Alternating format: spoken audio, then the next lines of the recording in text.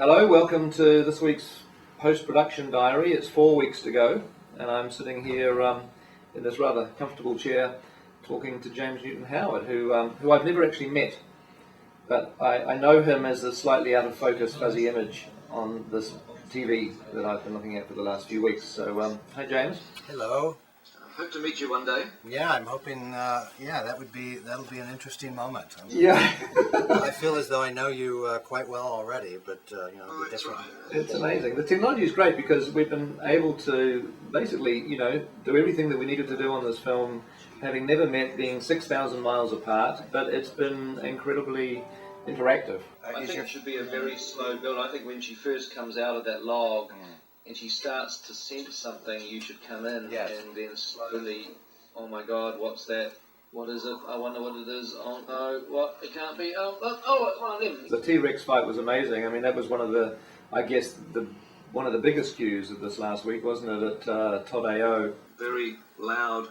Very loud. Very critical section of the movie. So yeah, that was exciting. One of the engineers went out and measured it at one point. We were well over 100 dB in the room, which is pretty loud. That's with no amplification.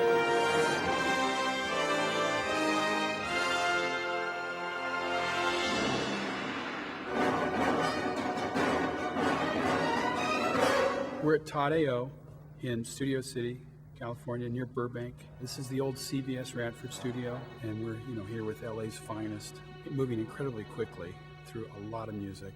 And the orchestra, they just constantly amaze me. You'd think it would take them a day or two to learn a piece this complicated. They pick it up so fast. And yeah, like I said before, it's possible there's a cue being played that literally 24 hours ago it didn't exist even in James's studio. Then we go from here to Fox, which is back in Los Angeles near Culver City. We're going to go there for the last of the 4 days. Plus we have one session at Warner Brothers in Burbank, and I think we have a small session in Burbank at O. Henry. Right. So we should get a bus with an ape on top, call it the King Kong Roadshow. After we've recorded the music and gotten it edited on the stage, it gets sent over to Alan Meyerson, who is one of the two mixers on this project. And my job is really to polish it and make sure that it is as much as it can be, it's as exciting as it can be. And they'll start mixing, sometimes mixing all the way through till the next morning. Since they've gotten those mixes done, they can upload them to New Zealand, so when New Zealand wakes up, they've got a set of mixes ready to go. Normally, the score is pre-recorded before we even start final mixing. Because we're on such a tight time pressure at the moment, the synthesized mock-ups are coming in thick and fast, as well as the actual recorded material. And as we've got mock-ups, we've sometimes put the mock-ups into our mix so that the sound mixing can continue. Firstly with the mock-ups, and then as the orchestral music is recorded, it gets swapped out, and any tweaks happen to the mix. What music tracks were not the real ones? Obviously the stuff at the end in the corridor and the deck. And the whole dock through her getting onto the boat. Yeah. They were starting the final mix the day that we started writing music.